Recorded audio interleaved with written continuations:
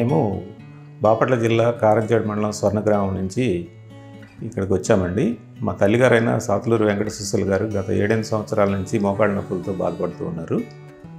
వారికి ట్రీట్మెంట్ కోసం గుంటూరులో ఉన్న లక్ష్మీపురంలోని సంజీవ్ హాస్పిటల్ దగ్గరికి డాక్టర్ గారికి కలిసాము.